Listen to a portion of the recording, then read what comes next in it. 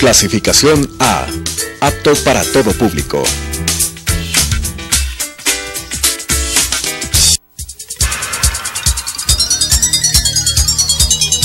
Las opiniones vertidas en este espacio por la producción y dirección del programa son de exclusiva responsabilidad de sus autores y de quienes intervienen en ellos.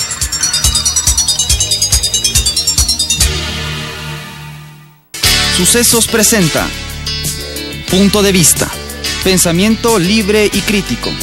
Día a día buscaremos diferentes visiones para la comprensión de la realidad del tercer milenio. Punto de Vista, un espacio que une noticia, análisis y opinión.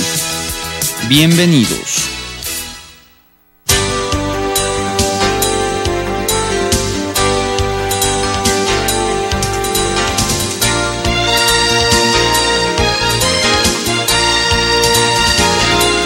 Gracias por continuar con nosotros. Damos el saludo desde Telesucesos luego de estar conectados desde las 7 de la mañana en Radio Sucesos. Queremos dar la bienvenida a quien es conocido como el asesor contable, Carlos David Calero, con quien queremos hablar de varios temas. ¿Qué ocurre con lo que significa reforma tributaria y cómo están trabajando ustedes como asesores contables para ayudar a la ciudadanía a comprender, a entender, a cambiar modos de facturación, modos de pagar impuestos y todo lo que involucra reforma tributaria? Gracias, muy amable y buenos días. Primero, nosotros como firma El Asesor Contable brindamos cursos de capacitación.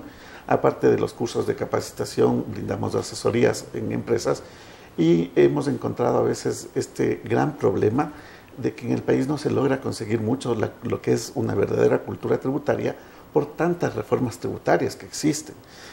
¿Cuántas llevamos los últimos 9 años?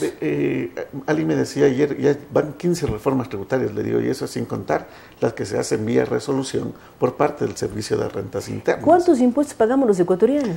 Demasiados, tal vez impuestos, o sea, tal vez deberían concentrarse los impuestos. Alguien decía, ¿somos parte o no del récord Guinness del número de impuestos que pagamos? Claro, deberíamos concentrar en los dos impuestos más fuertes, que serían el IVA y el impuesto a la renta, ¿verdad? Pero tenemos... el otro día que estaba en un restaurante decía, aquí me cobran hasta por cada televisor que yo tengo, me cobran un impuesto por cada televisor.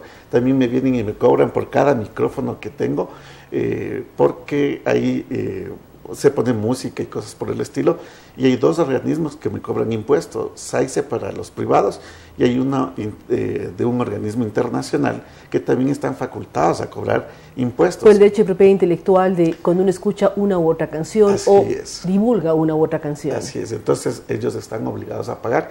Y decía, y este es un gran problema para los formales, porque los que están informales, ejemplo, las nuevas carretillas, los nuevos carritos que... El ejemplo más simple son los vendedores de jugo de naranja que vemos por todo Quito. Ese es otro ejemplo que les ponía yo el otro día en un seminario. Les digo, vamos a aclarar si esos famosos jugos de naranja graban IVA 0 o IVA 14%. Entonces los participantes dijeron, no, pero si eso se vende en la calle, eso no tributa. Le digo que no tengan RUC, que no tengan facturas, no quiere decir que no tributen, deban, porque ellos compran botellas plásticas y esas están grabadas con IVA. Que ellos deban pagar impuestos, ¿sí? Entonces unas personas comenzaron, no, pero eso es IVA 0. Le digo, ¿por qué es IVA 0? Dice, porque apenas está extraído el jugo de naranja, le envasan y le venden. Le digo, pero la ley establece que en los jugos de naranja, la extracción por el medio mecánico o químico, como lo hagan, se considera un procesamiento. Y el embotellado no es un procesamiento, pero la extracción sí lo es, y pasa a gravar ahora el 14% del IVA.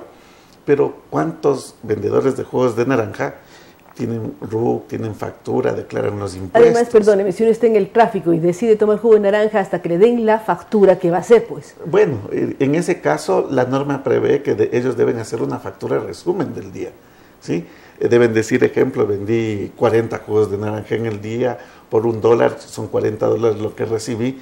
Si es que están en el RICE y están en el régimen impositivo simplificado ecuatoriano, ellos emitirían una nota de venta por los $40 sin IVA. Pero ahí volvemos al tema, el tema de la informalidad. ¿Qué porcentaje de emprendimientos, vendedores, están en el sector informal y no tributan de acuerdo a la normativa ecuatoriana? Bueno, cuando iban a subir el IVA les decía que uno de los mejores esquemas para recaudar tributos sin castigar a los que cumplimos las obligaciones tributarias está en controlar primero a los informales y segundo a los del RISE, a los del régimen impositivo simplificado ecuatoriano. Hay muchos contribuyentes que tienen su facturero, que tienen su blog de notas de venta, pero pocas veces emiten las facturas o las notas de venta. Las emiten cuando uno lo requiere. ¿Qué porcentaje de la población está formalizada, por decir así, y cuánto porcentaje de la población económicamente activa es informal? Bueno, la mayoría está formalizada. A través de los municipios se consiguió que las personas que están en el mercado, para darles el permiso de funcionamiento, deben tener RUC. Y obviamente que para tener RUC se supone que deberían cumplir sus obligaciones tributarias. El problema es que gran parte de los que tienen RUC no facturan y no cumplen sus obligaciones tributarias. Declaran solo lo que facturan, no todos los clientes piden la factura y ahí está un deber ciudadano de lado y lado. O sea, si nosotros vamos a comprar, ayudémosles al Estado exigiendo las facturas a las personas que nos venden. En el mercado las personas tienen número del RUC, tienen facturas o notas de venta. Más bien en lo que se ve de los jugos de naranja que en Quito, los bizcochos, los aplanchados que saben vender en Hay una serie de cosas, bizcochos, aplanchados, aguacates, mandarinas. Mandarinas y todo por el estilo. Ellos no, o sea, en verdad no será un gran sector de la población, pero sí es un margen que no cumplen sus obligaciones tributarias. Y los que están cumpliendo las obligaciones tributarias siempre se preguntan por qué nos castigan subiéndonos más impuestos. Usted recomendaba antes de la ley famosa de la solidaridad que se formalice de manera efectiva a todos los sectores y se cumpla la ley, todos paguemos impuestos y no solamente un segmento sea más castigado, como usted decía, con 2 puntos adicionales. Así es, esa es la mejor recomendación, ¿sí? Se trata a los negocios formales. Si no tienen el RUC, si no facturan, les clausuran el negocio. La gente tiene una cultura tributaria que es de miedo y de espanto. Saber que debe facturar, so pena de sanciones, clausuras y multas, ¿verdad? Pero tener una verdadera cultura tributaria, yo digo siempre en el país, es saber lo que son exoneraciones, deducciones, usos de créditos tributarios, que estando consagrados en la Ley Orgánica del Régimen Tributario Interno, es el mecanismo legal para optimizar el pago de los impuestos, para aprender a conseguir ahorros fiscales lícitos, para no evadir el pago de los impuestos, sino hacer las cosas correctamente y pagar ni más ni menos de los impuestos establecidos por la ley. Ahora, señor Calero, ¿cómo trabajar con este doble IVA además? Uno mira, Manabí y Esmeraldas mantienen el 12% y el resto del país el 14%. ¿Cómo trabajar, cómo entender, cómo enseñar a cada sector de la población esta nueva forma de tributo? Y también, dentro de la propia reforma tributaria, cómo prepararnos quienes son empresarios y tienen que retener el porcentaje de quienes ganan más de $1,000, los diferentes ejemplos que nos pone la propia ley, cómo tributar esos porcentajes. Bien, primero me hace recordar el curso que nos tocó dar en Manabí. Todos estaban confundidos, nadie sabía qué hacer, ¿verdad? Por un lado, la ley dice que en Manabí, en Esmeraldas, se da el beneficio directo de seguir cobrando el 12% del IVA y no subir al 14% del IVA, pero que eso se dé como un descuento directo. No dice, como en los otros casos, que siempre ha habido devolución. Usted paga el 14 y venga y reclame el 2%. Una pregunta de alguien que, como yo, que no sabe del tema contable. ¿En Manabí se mantienen facturas que dicen 12% y en el resto del país el 14%? Así o como es. Usted dice, hay un descuento, entonces cobra el 14 y descuento el 2%. ¿Cómo funciona? Bueno, la norma establece que es el descuento directo. Salió una resolución y unos formatos del SRI, ¿verdad?, en donde dice que si usted compra un bien de $100, por poner un ejemplo sencillo, sí, en Manabí usted debe facturar el subtotal 100, IVA 12 y total 112, y colocar en donde pueda colocar en la factura el de compensación solidaria del 2%, que serían... Pero al decir arriba, me invento, calceta, ¿no es suficiente para evitar la explicación en la parte de abajo? No, y es más. Después, yo les decía ayer nomás, después le tocará una ardua tarea al Servicio de Rentas Internas en controlar, porque esto se podría prestar a que empresas que tengan sucursal en Manabí, en Esmeraldas, comiencen a facturar desde ese punto de venta a todo el resto del país, cuando su actividad económica no está en Manabí y en Esmeraldas. Como la norma faculta a facturar en Manabí y Esmeraldas el 12%, e imaginémonos que la empresa sea la principal en Guayaquil o en Quito, la norma dice que desde el punto de emisión, si está en Manabí o en Esmeraldas, facturen con IVA 12. Se puede prestar a la viveza criolla. Y muchos van a decir que usted está dando ideas para ver qué hacer. No, más bien, por eso le digo, más bien para que tengan la habilidad de controlar el servicio de rentas internas. Ahora, ¿por qué pagar impuestos es difícil? Debe ser simple para facilitar a que toda la ciudadanía lo haga de manera adecuada, porque es toda una magia el llenar formularios. Usted también decía, no puede ser penado por la ley el no declarar anticipadamente el impuesto a la renta. ¿Por qué cuesta tanto trabajo entender el mundo contable de declarar impuestos? En Chile, yo me recuerdo cuando en el 2003 tuve la primera oportunidad de ir a dictar seminarios, me dijeron, pero con una condición, traes todos los formularios de allá. Cuando yo llevé los formularios, las muestras de los formularios, el director del magíster con los participantes, cuando se les entregó los formularios... Ecuatorianos específicamente. Sí, decían, ¿y para qué son estas sábanas? Le digo, estas sábanas para declarar el impuesto a la renta y el IVA y las retenciones, y todo el mundo comenzó a reírse. Decía, llenar estos formularios requieren de toda una especialidad en materia tributaria. Seguramente los contadores son más exitosos profesionalmente acá que en otros países por el lío de los impuestos. Sí, en Chile, que hay una alta cultura tributaria, mostraban que los formularios son muy simples, porque la información tiene cruzada el servicio de rentas internas. Allá se llama SII, Servicio de Impuestos Internos. Entonces ellos decían, con el cruce de información que existe, no hay que pedir tanta información, porque ya está cruzada la información. Entonces, pedir tanta información a detalle cuesta mucho a los contribuyentes que puedan estar al día en sus obligaciones tributarias. Entonces, habría que simplificar para que los contribuyentes no se retrasen, porque hay muchos contribuyentes que cuando les toca declarar mes a mes, ¿sí? O cada 6 meses dicen, no, mejor lo hago todo al final del año, todo con el IVA, todo con el impuesto a la renta, y así me toque pagar multas, las voy a pagar, porque eso de estar haciendo mes o cada 6 meses, me cuesta mucho estar haciendo los formularios. Y hay gente que se pone al día declarando el impuesto a la renta y con la obligación de que si no declara no le van a dar un nuevo facturero con la autorización para facturar por 12 meses. Entonces ahí los contribuyentes tienen la obligación de ponerse al día. ¿Qué pasa con el abstenerse o declarar el impuesto a la renta anticipado? ¿Qué recomendaciones están dando ustedes?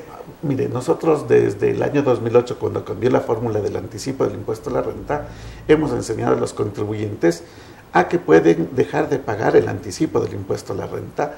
El artículo 165, número 1 de la Constitución, establece que solo en estado de excepción o estado de emergencia y mediante un decreto ejecutivo se puede recaudar. Pero recordemos que estamos en estado de emergencia por el tema de terremoto, además fue prorrogado recientemente. Ojo, pero ahí no se declaró el cobro anticipado de los impuestos. Pero hay que darles una información a los contribuyentes. En el 2013 y 2014, mediante 2 resoluciones, la Corte Constitucional declaró constitucional el anticipo, ¿sí?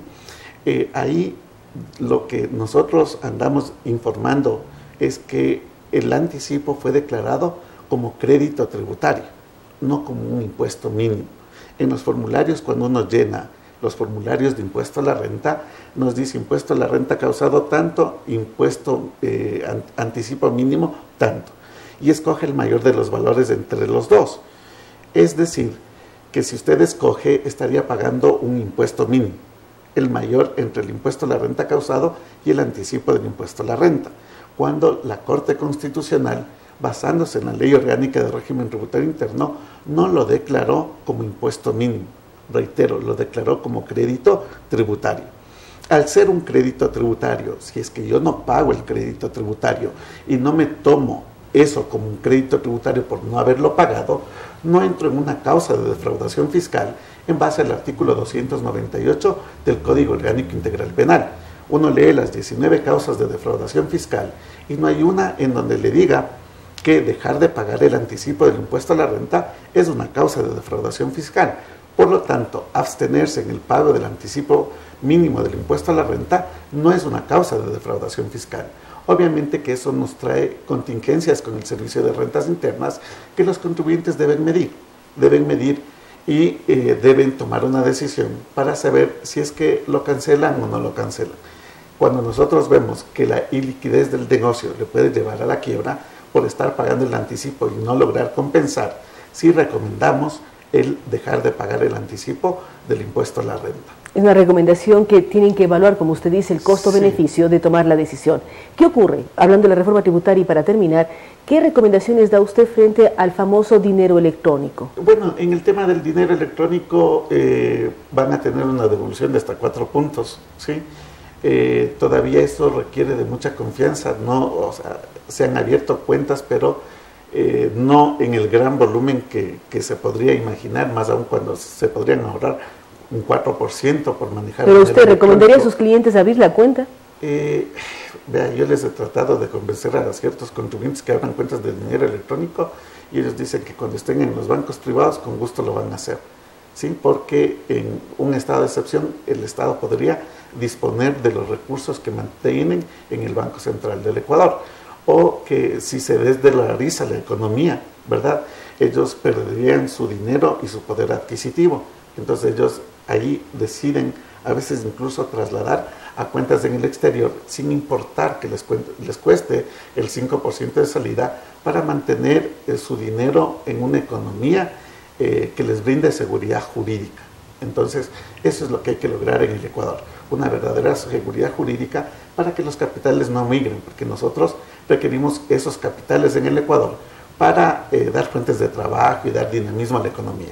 Muchísimas gracias. Queremos agradecer la presencia de Carlos David Calero, el asesor contable, que nos habla de la reforma tributaria, una serie de elementos que debemos tomar en cuenta y al mismo tiempo él recomienda, como en muchas otras ocasiones, el disminuir los pasos, los trámites, los papeleos, para que sea más fácil para todos pagar impuestos. Queremos pagar nuestros impuestos, pero a veces se nos complica con todo lo que significa formularios y elementos y cambios y reformas que no toda la ciudadanía logra captarlas oportunamente.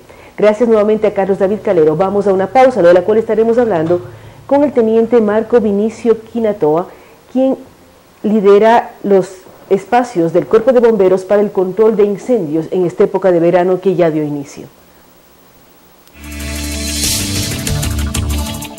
Hacemos una pausa y continuamos con Punto de Vista.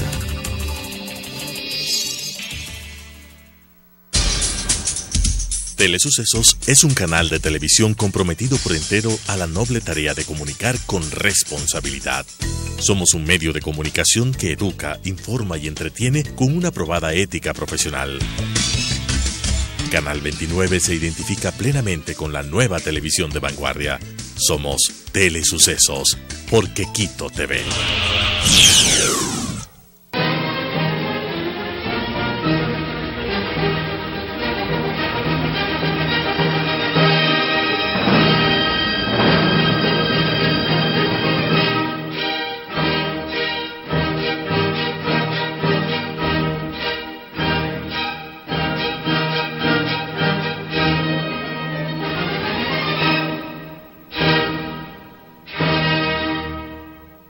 Si está interesado en participar de forma gratuita en el programa Mi Música, contáctenos al 246-8427, 096 96 17 136, 0999 440 113 o escríbanos al correo electrónico elizabeth-consuegra@yahoo.com.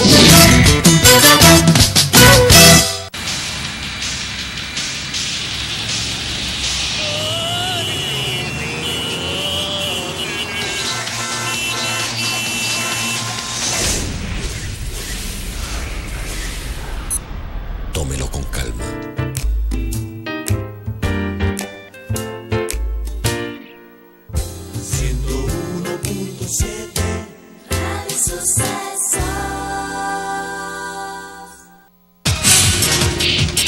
Telesucesos es el primer noticiero de texto en la televisión ecuatoriana.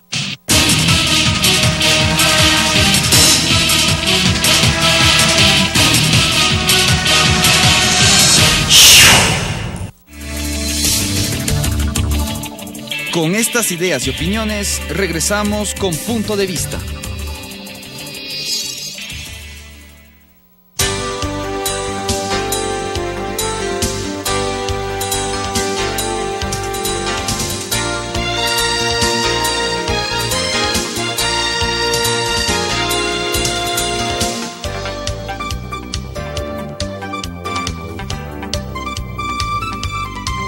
Gracias por continuar con nosotros. Como le habíamos anunciado, estamos con el teniente de bomberos Marco Vinicio Quinatoa, con quien queremos hablar sobre esta época de verano que da inicio, todavía en Quito, medio que llueve, medio que hace sol, hace viento y hace frío, pero cómo prevenir, teniente, este tema que generalmente en los meses de julio, agosto, septiembre, angustia a la ciudadanía, vemos los fuegos, vemos el humo y se daña el ambiente de manera extremadamente fuerte. ¿Cómo están trabajando ustedes como Cuerpo de Bomberos de Quito? Gracias, muy buenos días.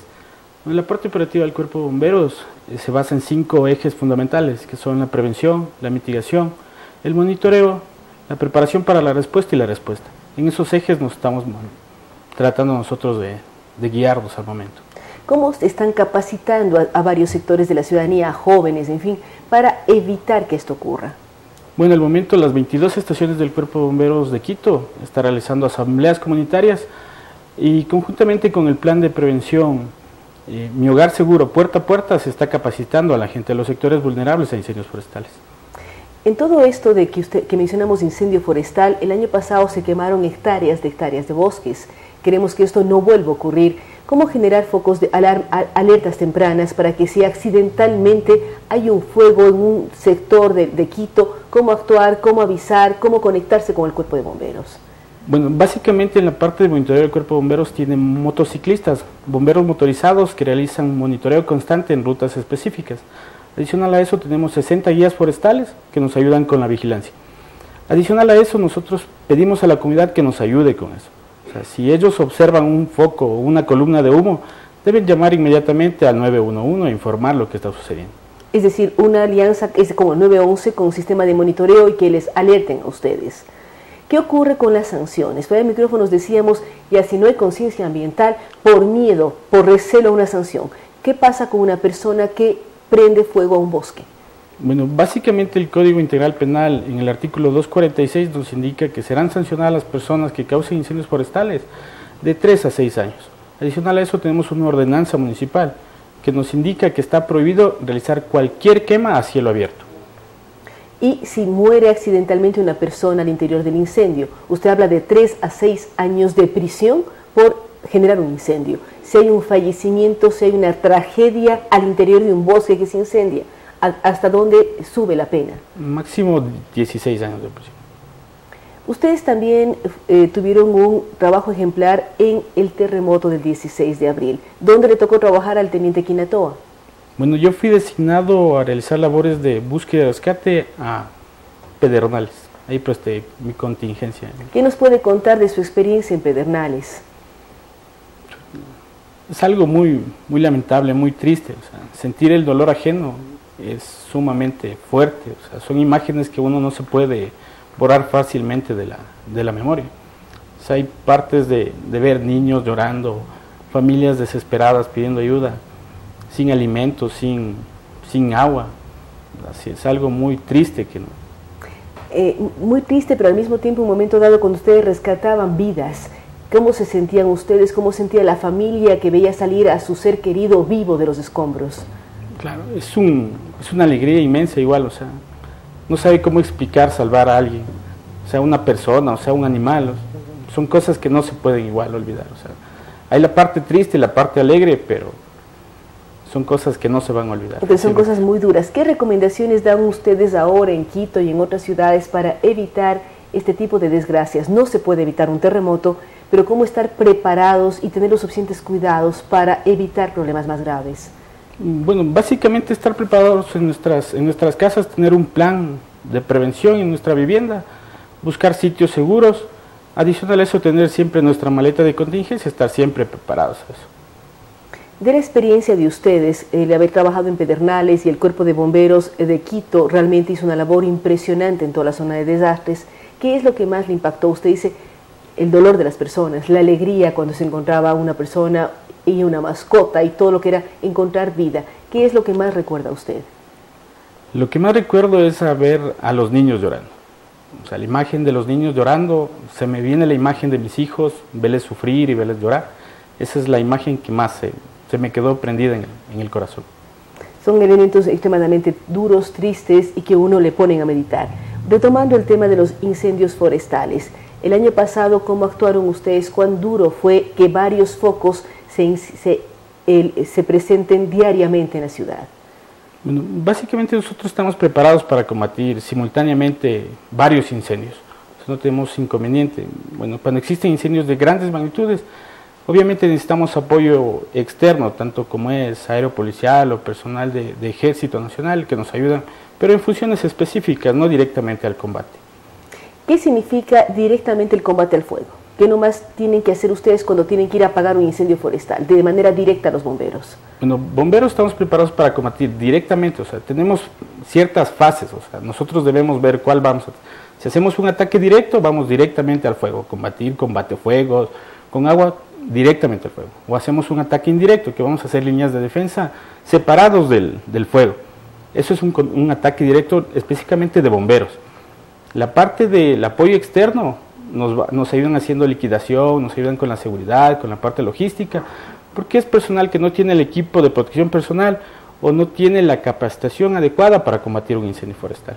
Es decir, hacen una serie de planificaciones para que los que se acerquen, por decir así, directamente al fuego sean los bomberos y los otros equipos ayuden en otro tipo de apoyo, de labores, de seguridad de las viviendas, lo que usted decía, hogares seguros. Sí, exactamente eso es lo que nos ayudan haciendo los apoyos externos.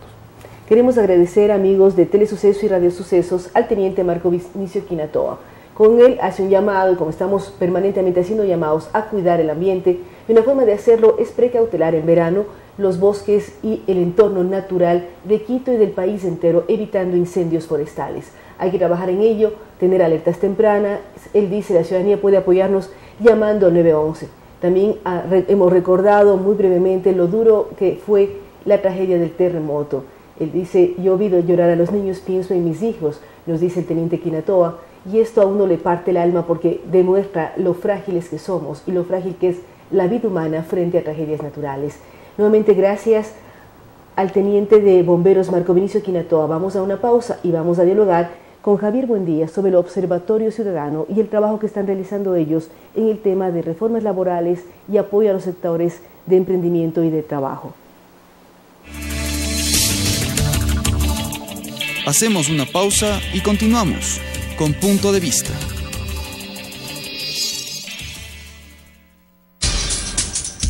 Telesucesos es un canal de televisión comprometido por entero a la noble tarea de comunicar con responsabilidad. Somos un medio de comunicación que educa, informa y entretiene con una probada ética profesional. Canal 29 se identifica plenamente con la nueva televisión de vanguardia. Somos Telesucesos, porque Quito te ve.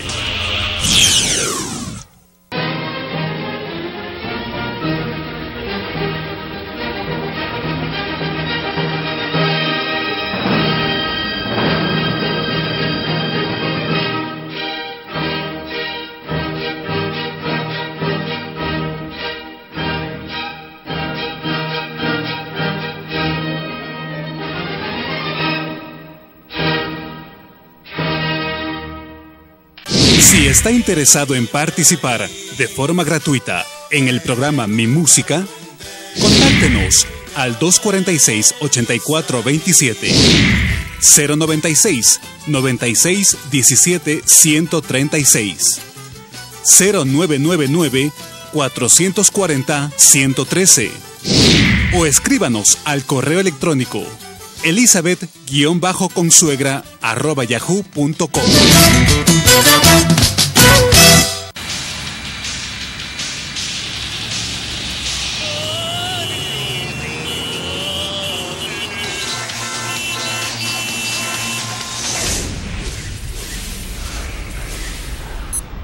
Tómelo con calma.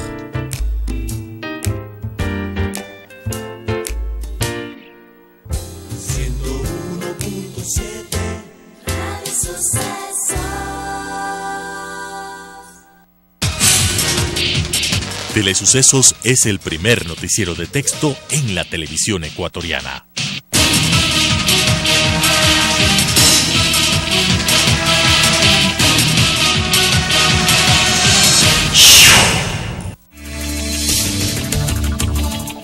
Con estas ideas y opiniones, regresamos con Punto de Vista.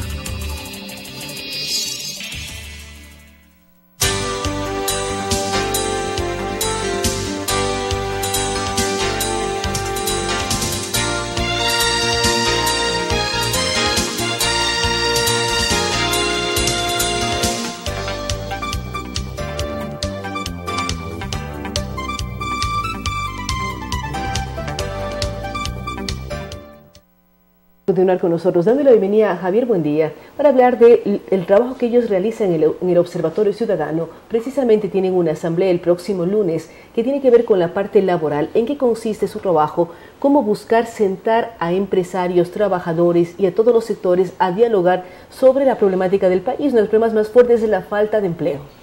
Gracias, Claudia, un gusto como siempre. El trabajo está enfocado desde el punto de vista de buscar el sentido cívico de las personas.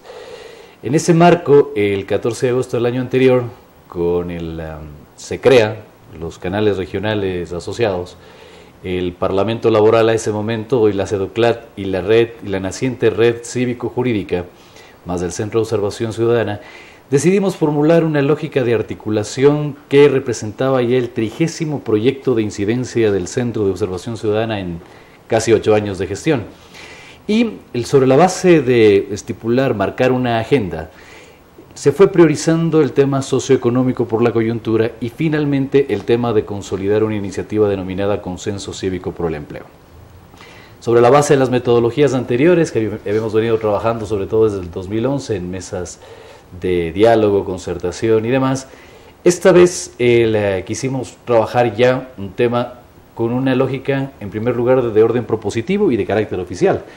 Tan es así que en el proceso de investigación que tomó desde noviembre hasta el mes de febrero, el 23 de marzo del 2016 le hicimos llegar al señor Presidente de la República 10 propuestas, 6 de ellas referidas ya a medidas concretas para lograr el tema de la contención de lo que nosotros hemos denominado como la crisis social del empleo, sobre las cuales la única contestación que recibimos fue el 30 de marzo del señor secretario particular, que el tema estaba en atribuciones del ministro de Trabajo. Una reunión... Una interrupción, Javier. Sí. ¿Qué ocurrió con esta propuesta que ustedes hacen y con la ley que se planteó de la reforma laboral? En ambas nada. En algún punto tomaron en cuenta sus recomendaciones. En ambas absolutamente. ¿Qué ocurrió y cómo se está trabajando en el país para evitar que cada vez exista menos plazas de empleo? En ambos absolutamente nada. Y para no hablar de lo personal, hablemos primero de lo institucional. Nos dijeron en el mes de marzo que a la presentación de la ley denominada de protección del empleo, optimización y etcétera, se atacaba directamente la urgencia, la emergencia del problema de la deserción laboral en el país.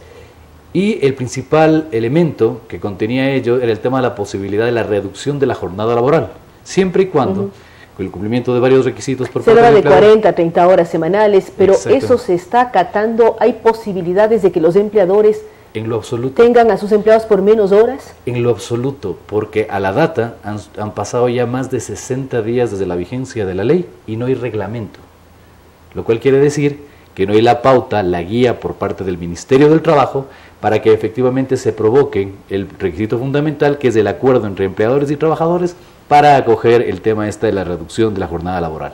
Tomando en cuenta que hay varios requisitos, como el que marca la propia ley, el tema de la reducción del 25% de las remuneraciones de los directivos. En segundo lugar, el tema relacionado con la posibilidad de que se presente un plan de optimización, porque esto es un tema temporal, se nos dijo. Entonces, a la data, efectivamente, la urgencia con la cual fue presentada en materia económica. Un proyecto económico urgente. Y el tema del anuncio de que se protegían los empleos, eso de manera clara, concreta y específica no está sucediendo.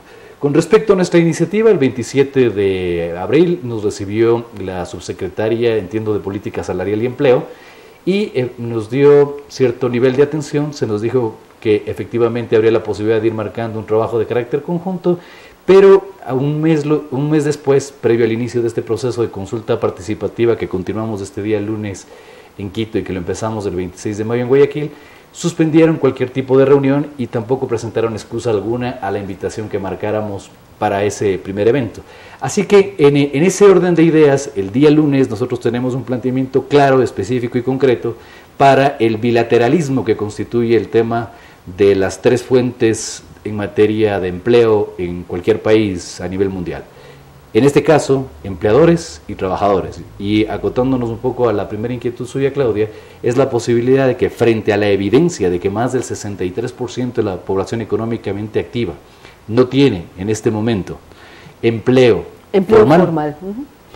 Y que la situación por ¿Qué porcentaje tiene empleo informal? Usted dice 63% no tiene empleo formal.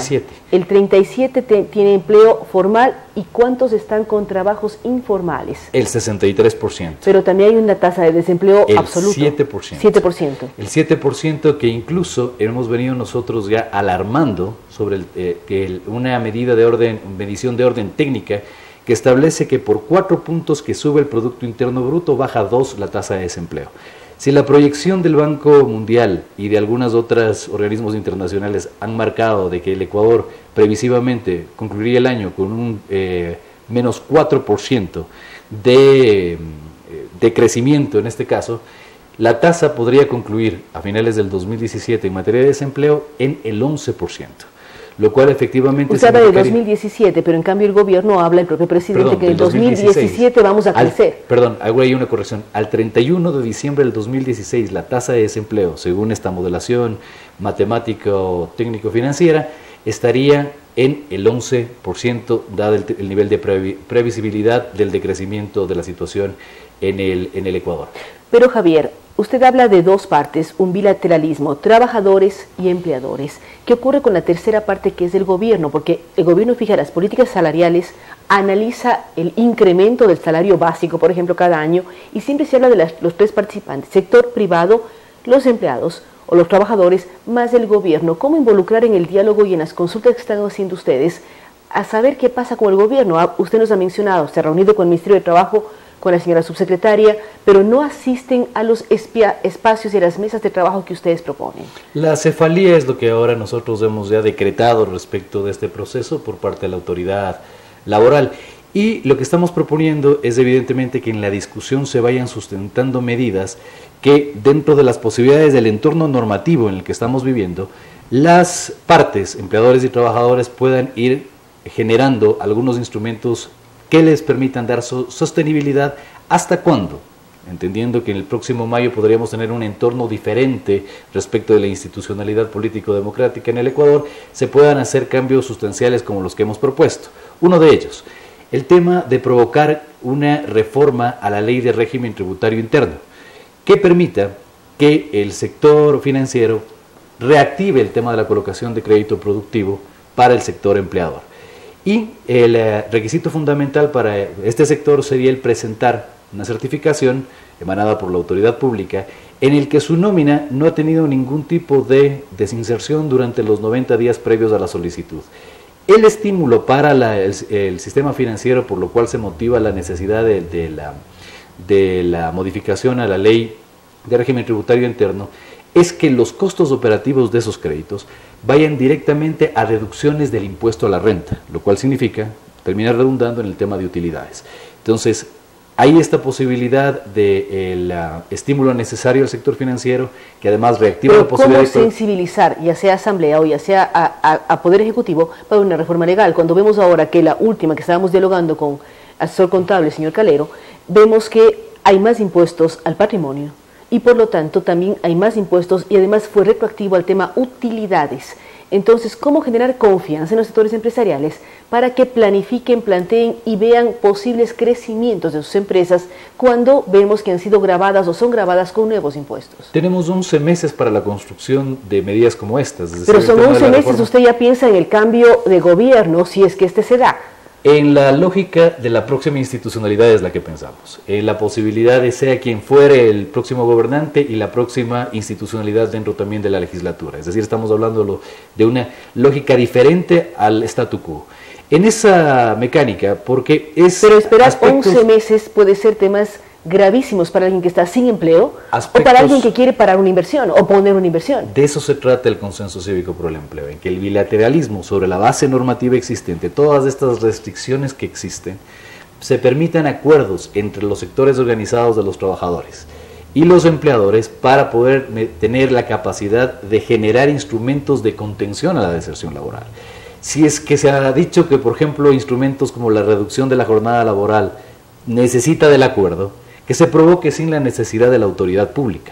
Esa es una iniciativa que estamos marcando y que sí está generando las expectativas necesarias tanto en los sectores organizados, empresariales, etcétera, y también por parte de una de nuestras contrapartes, que es el sector del Parlamento Laboral, que representa al sindicalismo público y privado en el Ecuador, so pena de que también estamos en diálogo con algunas otras organizaciones sindicales en el país. Y sobre todo que a esta línea bilateral se suman otros actores. El tema del multisectorialismo que nosotros hablamos, la sociedad civil organizada y técnica, la academia, que están aportando sobre todo para que la discusión, el debate, la deliberación puedan provocar medidas concretas en este momento de emergencia, dada la falta de sintonía y de atención que hay por parte de la autoridad pública que en este momento rige y que evidentemente está privilegiando los temas de solución a la crisis fiscal y dejando evidentemente de materia secundaria el tema de la crisis social que redunda en este caso en materia de empleo y en lógica del desempleo. Usted en este consenso y acuerdo que están trabajando, la reunión es del lunes, también están pasando una especie de encuesta en los diferentes sectores. ¿Qué resultados están recibiendo ya sobre el tema de acuerdos laborales y productivos? Hay una perspectiva específica, por ejemplo, ya con 3 productos que el día lunes estarán presentando. El uno es la posibilidad de consolidar un consejo de eficiencia económica, en donde puedan justamente empezar a medirse la transparencia de todas las cifras oficiales que se nos emanan diariamente. La segunda, la posibilidad efectiva de que vayan produciéndose procesos de calificación y de recalificación desde la oferta propia del sector empresarial y productivo para las personas que están en el desempleo. Incluso en esto nosotros habíamos en su momento propuesto a la autoridad pública que se utilizara parte del seguro de desempleo, pero no hubo la sintonía necesaria.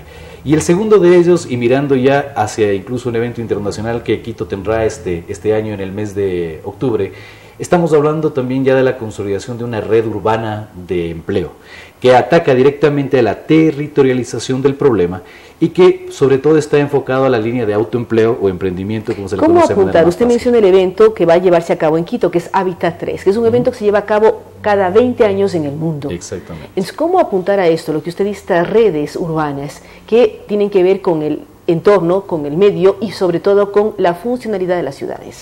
En el lugar específico en donde se produce el tema de esto, de la mayor emergencia y se puede localizar de manera más clara el problema, está en los territorios. Aquí en la ciudad de Quito, por ejemplo, hace poco hubo una discusión respecto de los trabajadores autónomos referidos a cierta actividad. Y dentro de esas lógicas se pueden empezar a dinamizar esfuerzos, sobre todo en materia de carácter privado, que entrarían a la posibilidad de calificar personal y en segundo lugar de organizarles, tecnificarles y permitir que sobre experiencias que incluso el Programa de Naciones Unidas para el Desarrollo ya tienen evidenciadas y que algunas de ellas están en práctica en el propio país. En esa mecánica es sobre la base de la regulación ya existente, la normativa existente. No se necesita entonces de la Asamblea Nacional, no se necesita entonces de la voluntad del Ejecutivo. Son asuntos que ya están evidenciados, que ya están institucionalizados y que de lo que se necesita es la voluntad de las partes referida tanto al sector empleador como al sector trabajador. Usted habla de estos 3 planteamientos básicos, ¿cómo instrumentarlos? O sea, ustedes van a presentarlos ya el día lunes, ¿cómo instrumentarlos y conseguir que se pongan en práctica, generando lo que nos preocupa a todos, más plazas de empleo y más seguridad en esos empleos? Las 3 iniciativas están incluso ya con el debido financiamiento y hay la voluntad de las partes para entrar inmediatamente desde la lógica de sus contingentes, de que sus contribuciones, a la implementación inmediata. Y el siguiente paso, además de la deliberación que seguiremos manteniendo hasta el mes de noviembre, pasando incluso por la presentación preliminar de estos resultados en el encuentro cívico de Cartagena previo al encuentro de jefes de Estado iberoamericano del mes de octubre, es la posibilidad de ir haciendo una medición sobre la implementación que vaya provocando, sobre todo en materia de no solamente la protección de empleo, sino de la generación de empleo. Pero sobre todo está enfocado en lo que tiene que ver, por ejemplo, la red urbana, a la posibilidad de formalización y de consolidación de lo que se refiere a materia de autoempleo y al tema de emprendimientos, que tienen una alta línea de informalidad, que es otro de los problemas que no solamente tiene el Ecuador, sino la América Latina en general, respecto también de la problemática del empleo, y que son asuntos que tendrán la capacidad de ser medidos, sus impactos, y de los cuales estaremos reportando, además de la lógica que el propio acuerdo cívico está formulando, que es la mayor capacidad de integración de problemas. Hay un tema interesante que surgió y que no existió el 26 de junio, el 26 de mayo en Guayaquil, y es que hoy también vamos a abordar, por iniciativa del PNUD justamente, la situación de empleo y la problemática de empleo que se dio en el sector de la emergencia, en Manabí y en Esmeraldas, en donde además se ha formulado ya un comité interinstitucional liderado por Lucía Fernández de Llena, que es la presidenta de la Cámara de Comercio, en la línea de marcar una posibilidad desde la marca Manabí de recuperación de esos sectores en la capacidad efectivamente de generar empleo, sostener empleo y sobre todo la reactivación de esa población que fue trágicamente perjudicada. En esa perspectiva, entonces, esta posibilidad de ir generando un espacio alternativo, casi de autogobierno en este caso, que hoy hemos empezado a conocer por varias iniciativas aquí en la ciudad, respecto de los resultados de la falta de sintonía y de la atención de varias de las autoridades, tanto del nivel nacional como del local, es que estamos marcando esta articulación con productos técnicos concretos, con la voluntad de las partes que además desde sus particulares contribuciones empiezan a financiar las iniciativas y que de alguna manera podremos dar ya algún tipo de solución, al menos en lo técnico, a la grave crisis que se está presentando. Ahora, ¿cómo sumarse a esta iniciativa? Porque si usted da alternativas, da posibles soluciones, habla de la generación nueva de empleos seguros, habla de la reactivación del propio Manabí con Lucía Fernández como presidenta de la Cámara de Comercio. ¿Cómo sumarse a esto, ser parte y empezar a despegar? No esperar los 11 meses que usted menciona, sino desde ahora ya buscar nuevas alternativas para empleo justo, empleo digno para los ecuatorianos. Respecto de las decisiones de política pública hay que esperar los 11 meses, eso es ineludible. Pero desde la usted habla la lógica saliendo de la lógica gubernamental. Para la implementación de estas iniciativas dentro del estado de cosas que tenemos, que eso es lo que hay que hacer ya, nosotros una de las resoluciones que se tomó en Guayaquil a finales del mes de mayo fue que quienes estén interesados en provocar esta discusión faculten el hecho de, tomando contacto con alguna de las partes que estamos organizando esta iniciativa, se puedan replicar, pero a nivel sectorial, estos espacios de concertación y de diálogo. Pero ¿cómo aterrizo el foro, la concertación y el diálogo en temas efectivos de generación de empleo? En las iniciativas, en los productos técnicos, los que he señalado, el Consejo Económico de Eficiencia, el Consejo de Eficiencia Económica y la Red Urbana por el Empleo, que es lo que en este momento tenemos de manera concreta en los primeros 60 días de implementación, en donde ya están las voluntades empresariales y sindicales. Y quienes estén interesados en provocar una discusión que asimismo saque productos concretos y mucho más objetivos para su sector, como es el caso del Parlamento Laboral, que estará replicando para sus miembros una dinámica como la que estamos planteando para este día lunes. Una mesa de concertación donde se haga un diagnóstico, se presenten los problemas y efectivamente a partir de la convalidación de los datos, los indicadores, los índices, se puedan establecer medidas y la adaptabilidad a cada uno de los sectores.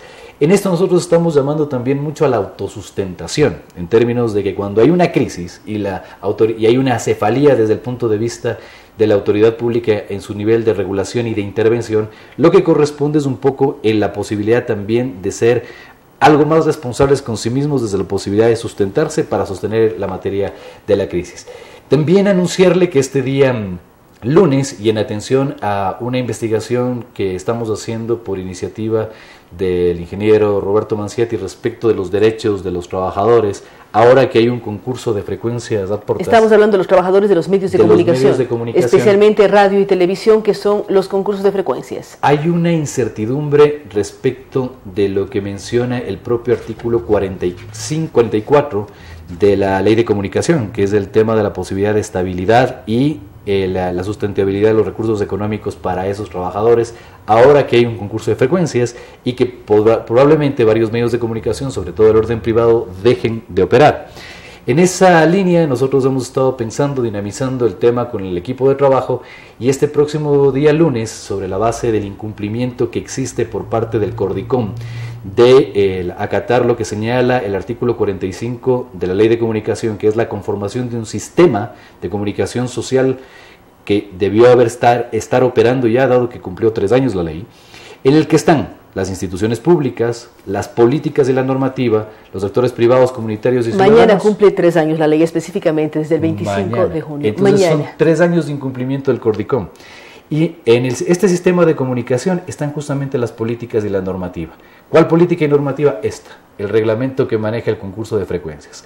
Dado que hay una vulneración a los derechos de comunicación por este incumplimiento, nosotros el día lunes estamos presentando, basados en el artículo 87 de la Constitución, medidas cautelares que tienen que ver con la posibilidad de que cualquier juez de la República, en donde sea sortada la causa, establezca, por la posible vulneración de los derechos de comunicación, la suspensión para que se remedie esto. Mientras se remedie esto, el Cordicom acate lo que dice la Ley de Comunicación y a través de este propio sistema puede darse todas las posibilidades para que no hayan las discrecionalidades con las cuales hay una enorme preocupación, y sobre todo en el tema del proyecto de comunicación y sus calificaciones. Pero el tema es complicado, porque si ustedes presentan la medida cautelar el día lunes, es día 27, y hasta el día 30 está abierto el concurso.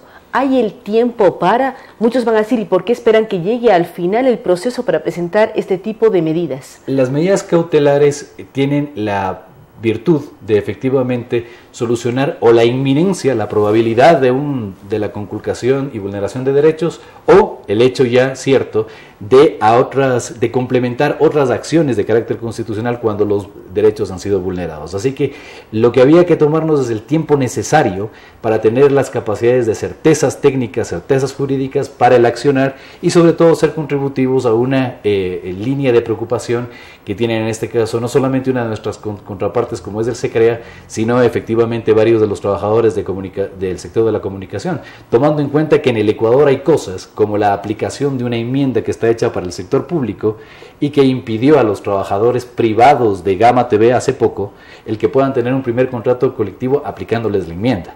Entonces, en ese grado de inseguridad jurídica está ahorita también los trabajadores de la comunicación, que es una línea en la que también estamos nosotros trabajando respecto de esta línea principal de incidencia, que es el asunto del empleo y la autosostenibilidad en esa materia. Muchísimas gracias a Javier Buendía, quien lidera el Observatorio Ciudadano, que analiza varios temas. Precisamente hoy hemos dialogado sobre el Consenso Cívico por el Empleo, una iniciativa que busca generar más espacios de empleo, más seguridad de empleo.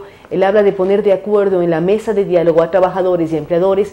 Falta el Estado. Esperemos que en un momento dado se sume. Ellos han visitado al Ministerio de Trabajo, han hecho propuestas y es clave que estén allí. Esto es un proceso en donde ya nos están entregando productos para garantizar mayor seguridad a los trabajadores. Por otra parte, él hace un llamado, va a presentar medidas cautelares el día lunes frente al concurso de frecuencias convocado por la Cordicom. Son elementos que seguirán siendo analizados en los próximos días. Nuevamente, gracias a Javier Buendía. Antes de terminar esta semana, este día de trabajo, queremos recordar a ustedes que este programa llega con el apoyo de Mazda, también de la Universidad Internacional del Ecuador, Cooperativa de la Policía Nacional, EMAPS, la empresa de agua potable y alcantarillado de Quito, Life Miles y la posibilidad de acumular millas y viajar, y también de Chevy Plan. Con ustedes hasta el próximo día lunes.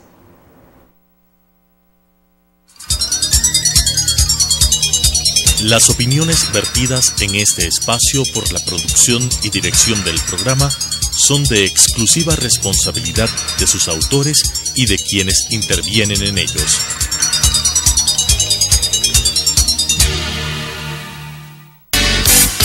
Sucesos presentó Punto de Vista. Pensamiento libre y crítico. Día a día buscaremos diferentes visiones para la comprensión de la realidad del tercer milenio. Punto de Vista. Un espacio que une noticia, análisis y opinión. Hasta la próxima.